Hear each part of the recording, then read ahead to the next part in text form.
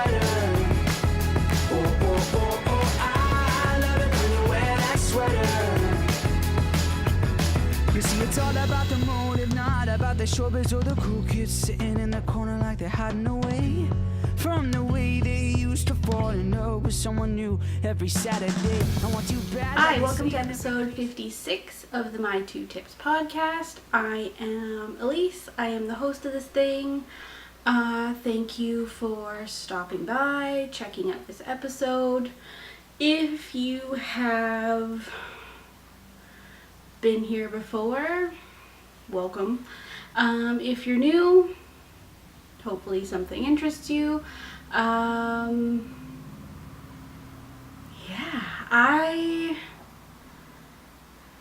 don't know why, but I feel very warm today. I guess the sun is coming out a little bit more than I expected, so having the window shut in here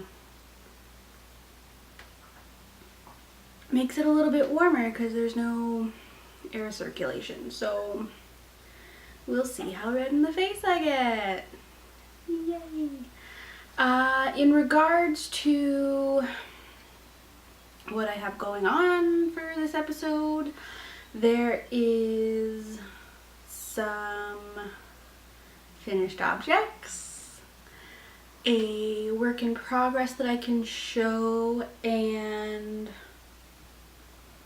talk about some future knitting, I guess. So the first topic of discussion is knit-alongs. Let's just get those out of the way now, and they'll probably come up later. The Rhine Backup KAL that I am co-hosting with Caitlin of the Wool Jewel podcast is still going till the end of October, so there's just over a month left for that one, or I think the end of October, one of those weekends. That essentially is knit a summer type of garment, be it a t-shirt, a lighter weight sweater, some sort of garment that you could wear to an upcoming yarn festival, essentially. The major one is Rhinebeck, of course. I'm also including Knit City sweater projects into that just because that's the one I'm going to this year. So if you're coming to Knit City, feel free to enter any sweaters that you're knitting for that in there, which means you will need to have your sweater finished by next weekend. Because today happens to be the 17th of September. Okay, so not like this upcoming weekend, but the weekend after that is Knit City. So that would, if you're going to wear a finished sweater to Knit City, you should probably have it done before Knit City happens. We both have threads going for that in our respective Ravelry groups, so feel free to check them out. And, that's it for that one. The newest KAL that has started up, which we are 17 days into, is the Rustic KAL. So I'm co-hosting that with Bernadette of the Coffee and Craft podcast. And that is going from September 1st to October 31st. As of now, if anybody needs more time for something, we'll see how it goes. And that one requires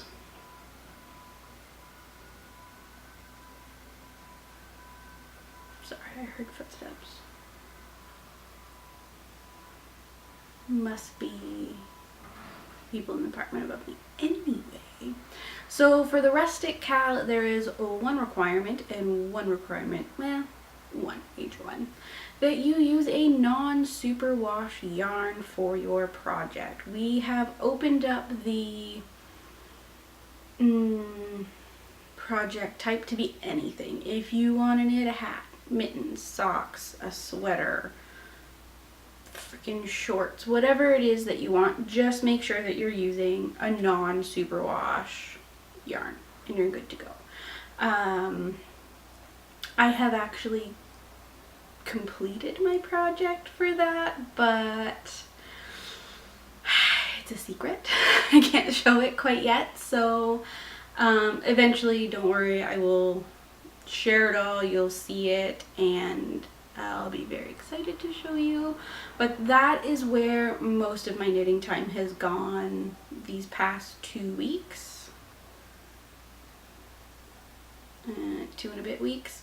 So that's done. I don't have to really do much more with it, which is great, very exciting. Which means I can get back to other projects. So let's get into whips.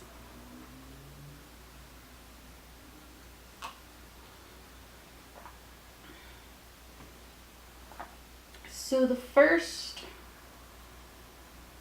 well, let's go with a new one. So let's go with a new cast on.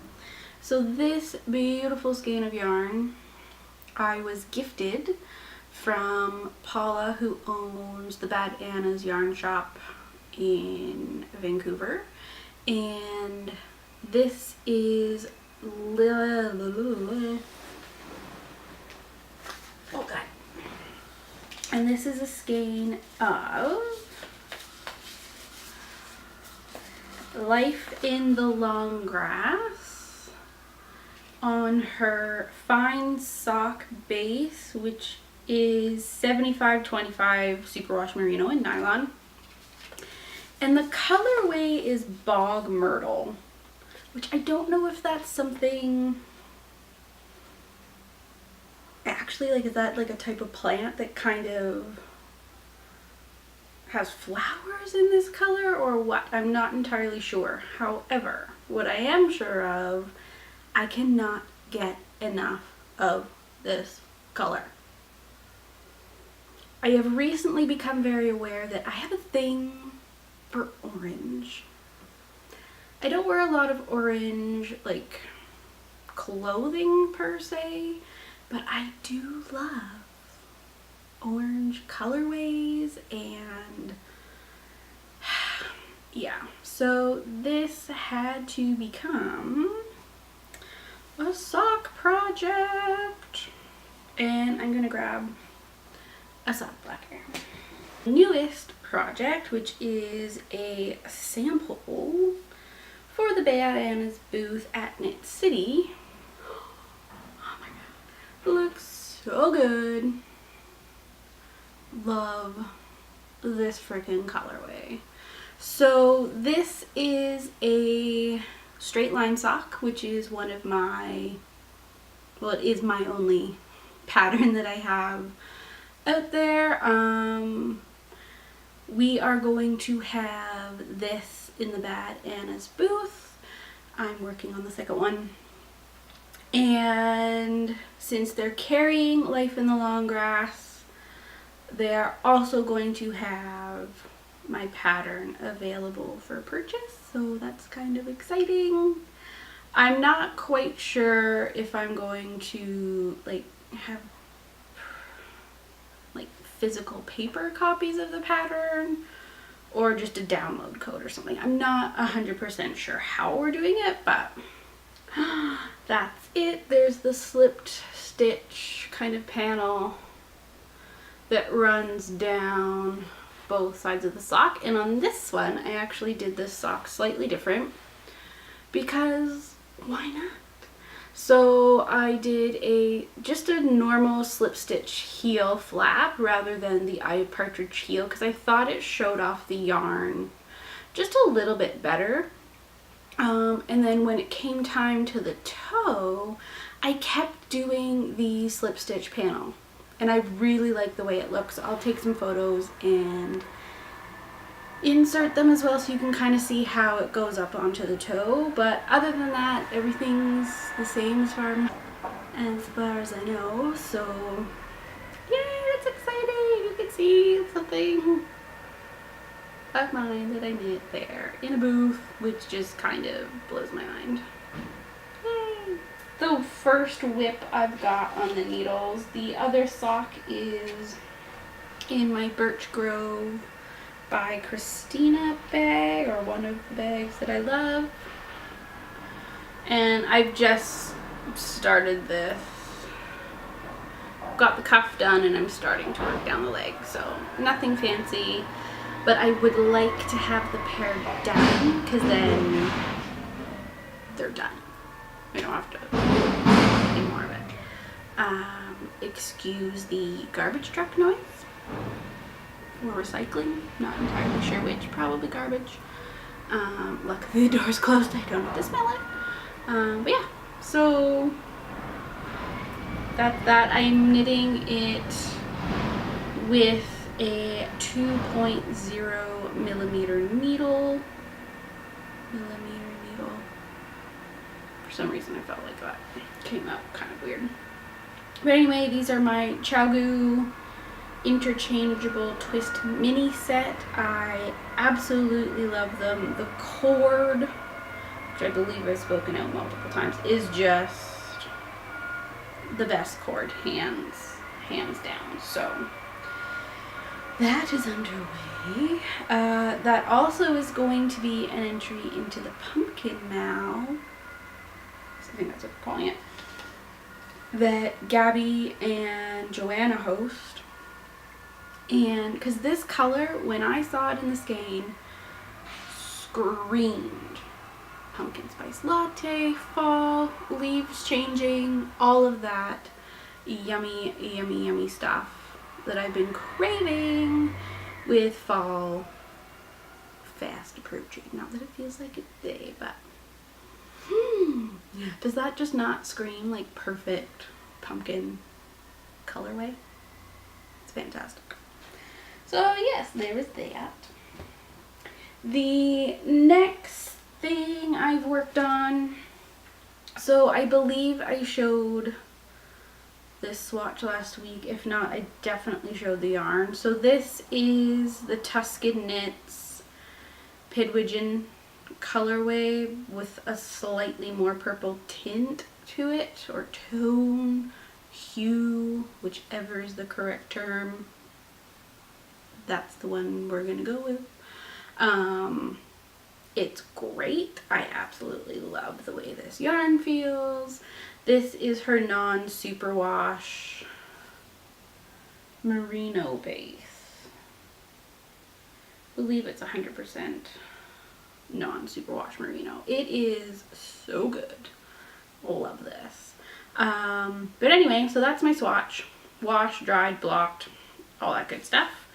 And I love the fabric. I don't feel like it's overly see-through or anything like that. In fact, I can't see through it at all holding it up at a distance. If I hold it up close, I can kind of see through it. So that is perfect for a cardigan.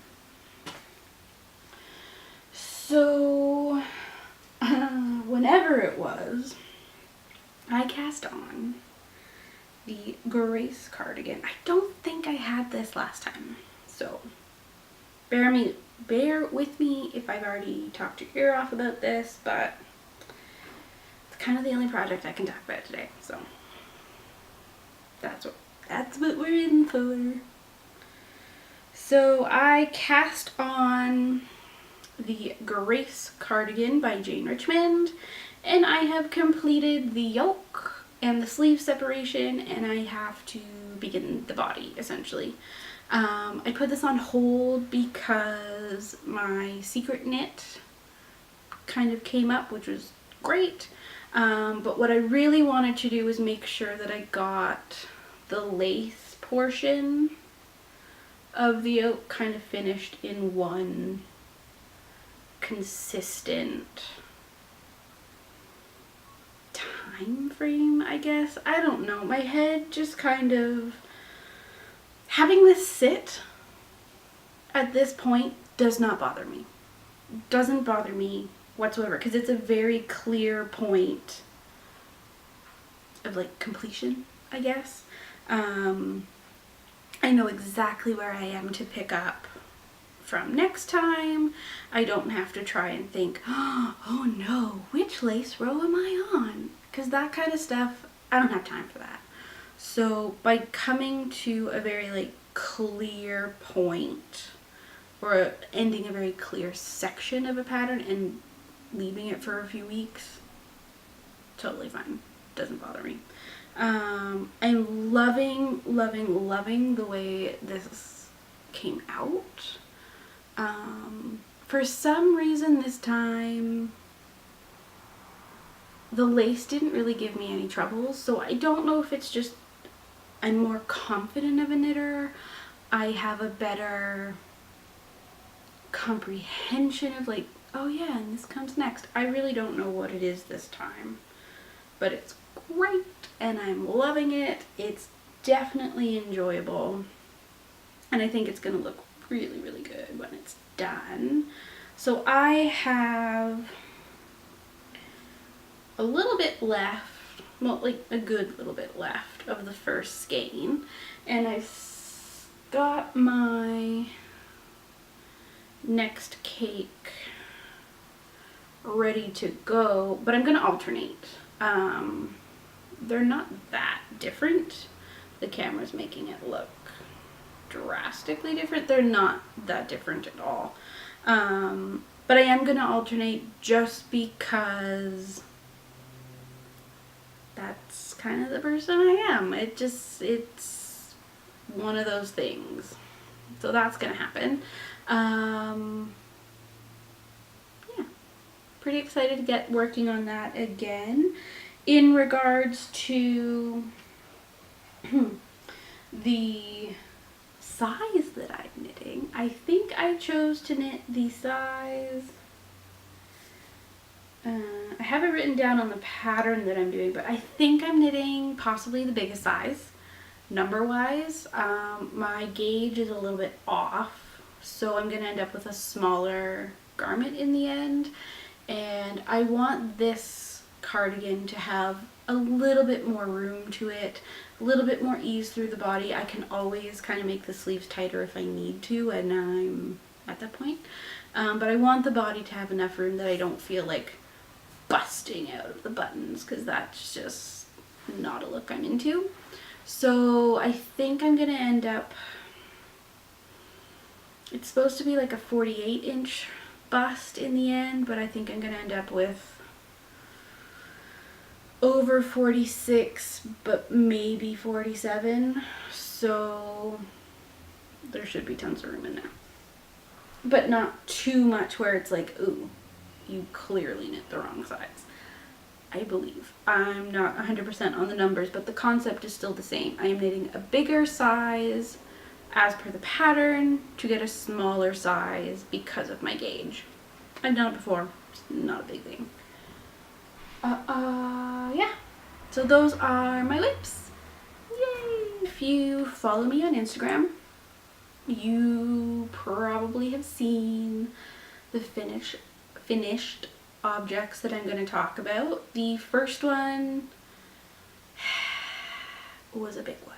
They're both big projects, but I mean, one is gigantic compared to the other.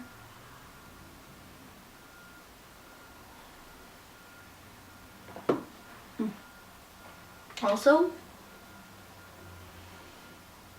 drinking a pumpkin spice latte using the Nut Pods pumpkin spice flavored dairy-free creamer. Amazing! No, I did not find the creamer on a shelf here in a store in Canada. I ordered it through a Canadian natural food kind of website. It's so good. And so it is a dairy-free creamer. It is almond milk based and coconut cream based, which sounds very shishi. I've tried coconut based like coffee creamers in the past, don't like them. There's something about having coconut based stuff on its own in coffee. I don't like the texture. So by having it be like almond milk and coconut, totally fantastic. I don't find it's overly flavored. Like it's not like, oh god, too much. and it's not sweetened, which is great. So I don't mind some sweetener in my coffees. I put in maple syrup because that just feels right to me, and also just I'm Canadian, so we like our maple syrup. But yeah, so good.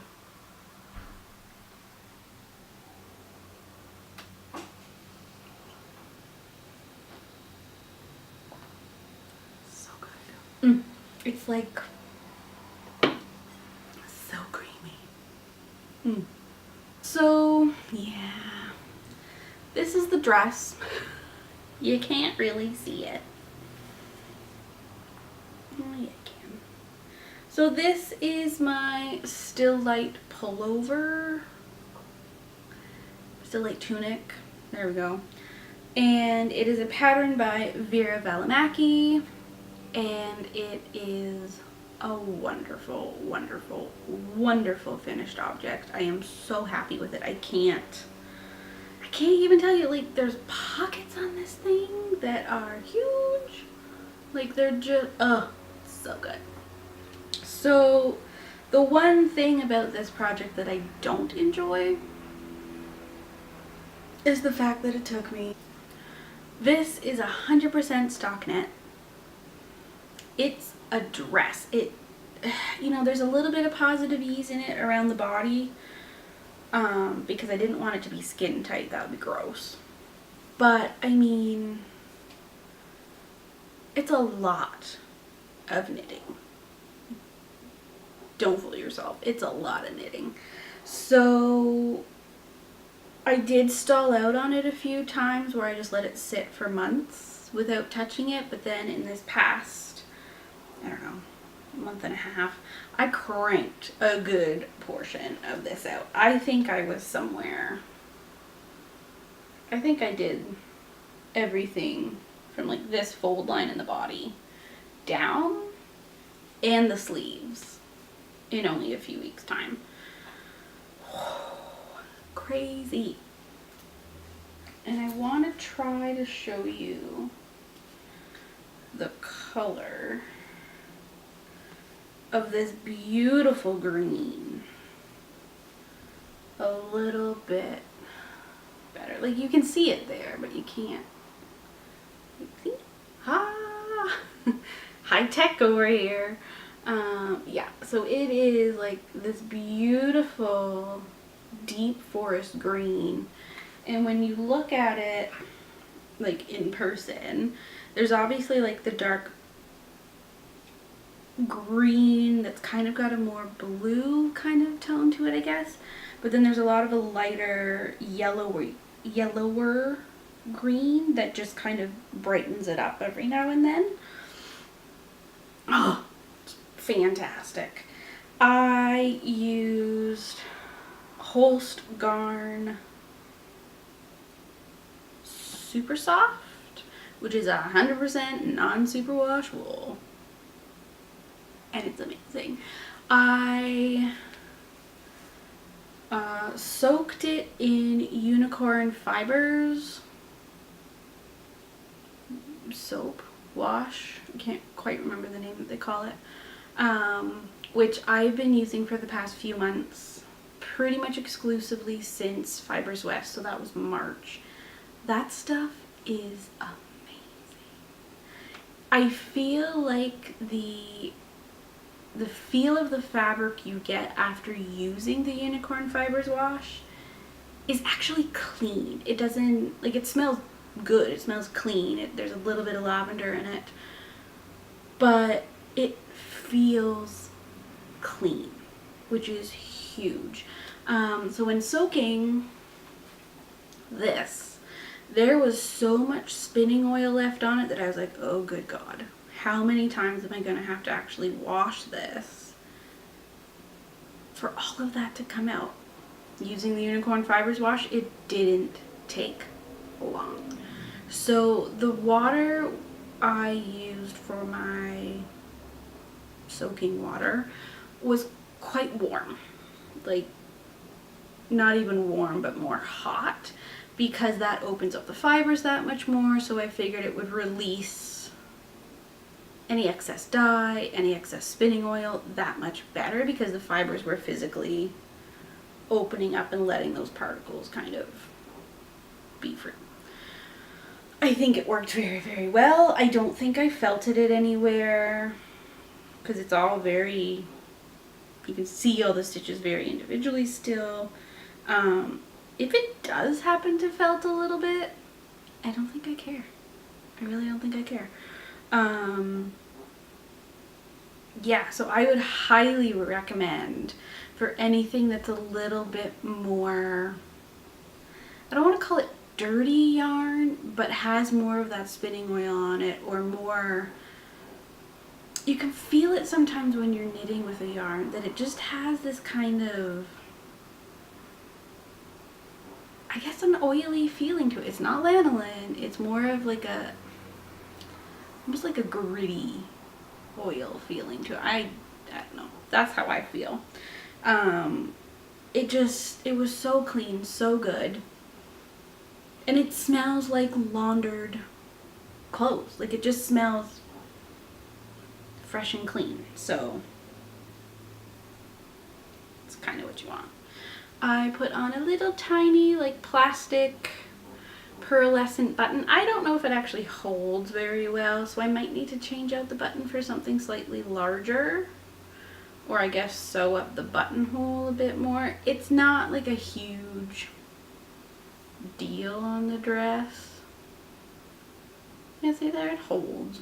So I don't know, we'll see. I'm a little undecided about the button, because I also don't know if it's open enough at the back for a keyhole. I feel like I might just seam it up. I don't know, we'll see. But yeah, it's great. I will definitely insert some photos if any of you don't follow me on Instagram, just because you wouldn't have seen them. I'm proud of this one. I'm really proud of this one, and to have it off the needles just feels like a huge accomplishment. So, yay. I love it when you wear that sweater.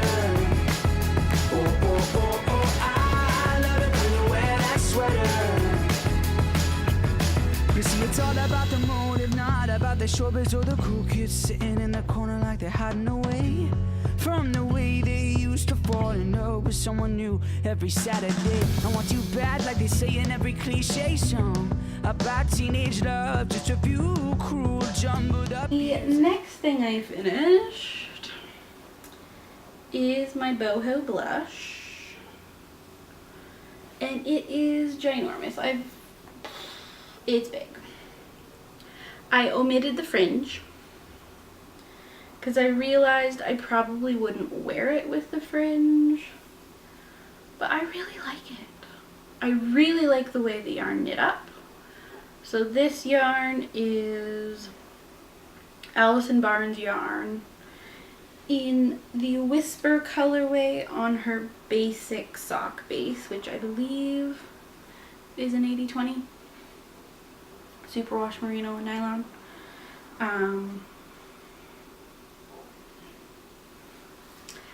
Yeah, I really like it. I like the size of it. Yes, it does kind of do, well, it was doing it before, maybe it doesn't do it now. Kind of does some swirly things around with the ends, but whatever, I don't care, because I tend to wear shawls just looped around anyway. Like, that's probably what it'll look like most of the time. It makes me happy. It really makes me happy. So this is the Boho Blush Shawl by Andrea Mary. I knit it essentially for the Midnight Maker yarn. Who is Jess? She was hosting a KAL, and for that, it was a Knit City based KAL. You could knit any project you wanted with any yarn you wanted, as long as it was by a designer or teacher that was going to be at Knit City this year. So Andrea Mary is going to be there, so this qualified. Yeah, I'm very happy with it. I will not knit another one. Nope. It was too freaking long in the end, and to be honest with you, the fact that it used into the third skein of yarn, not... Do I like using up lots of yardage? Yes, but this is what I have left of the third one.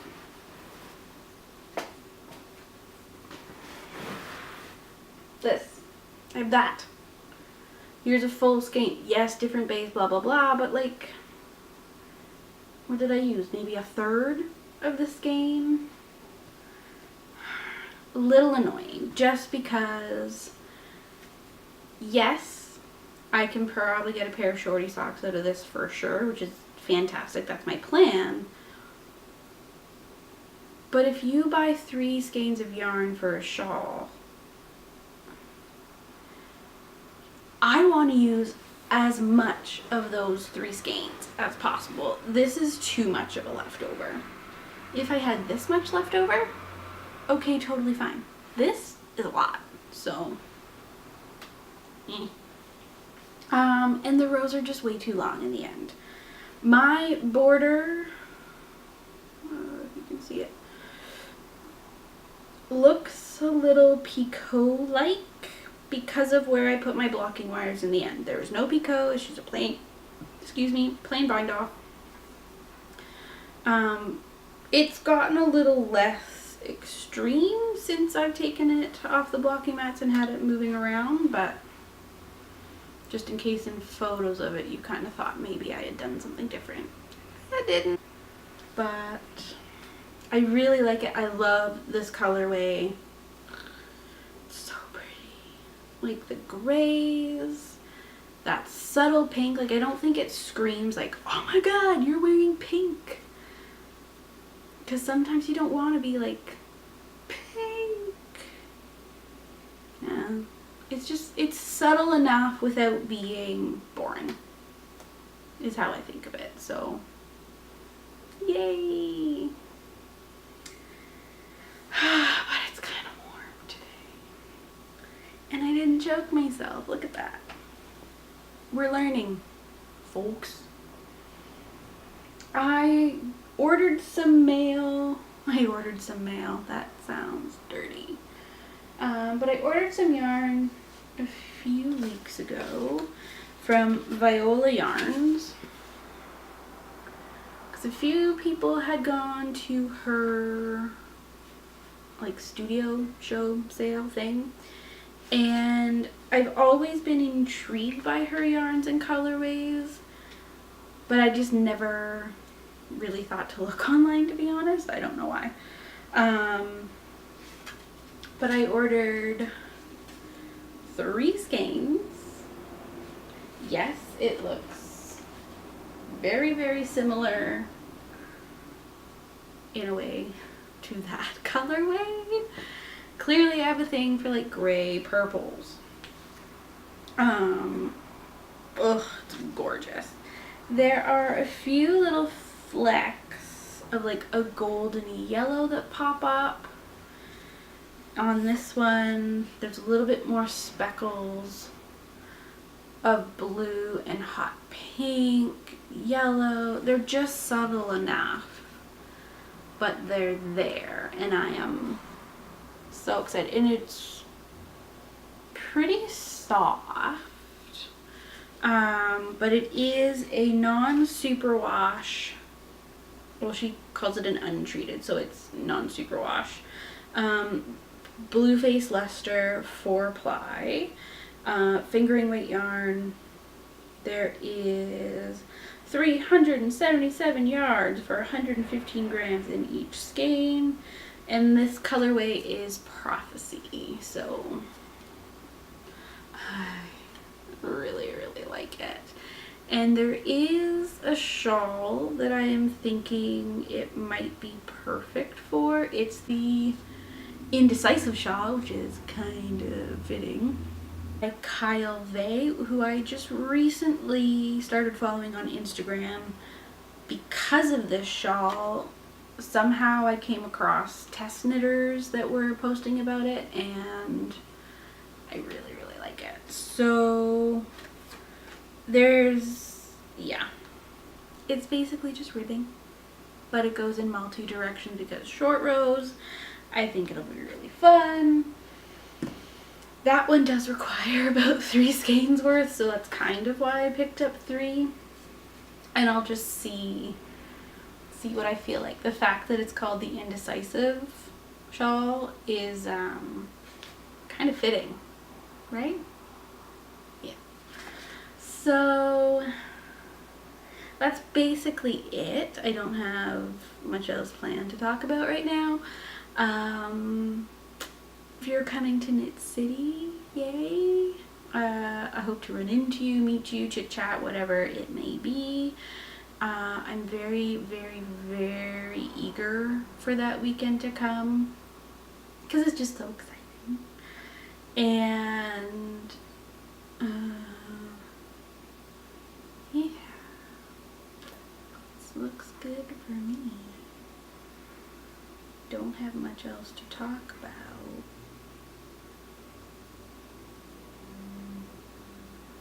I think that's good. I have been cooking up a storm lately.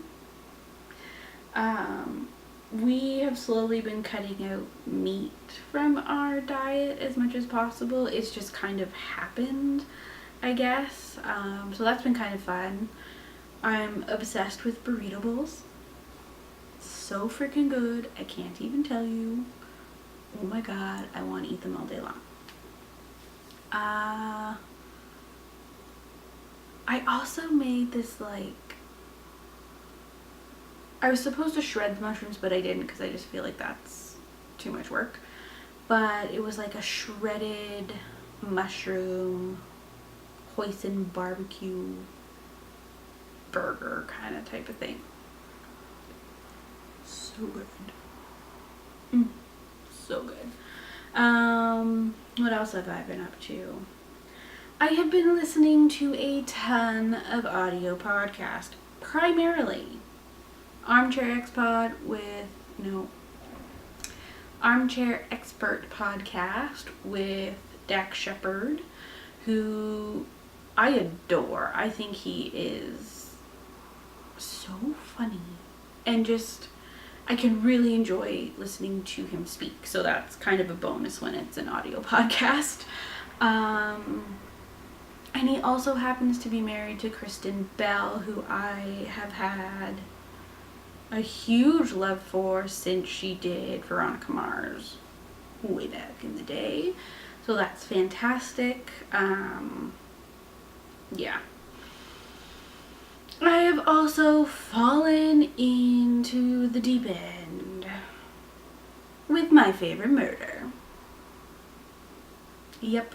I tried listening to an episode of My Favorite Murder, let's go 6 months ago, and it wasn't into it. I love a good crime. I love mysteries and thrillers and figuring out what happened. So that aspect of it, like the fact that they're talking about murders, doesn't bother me.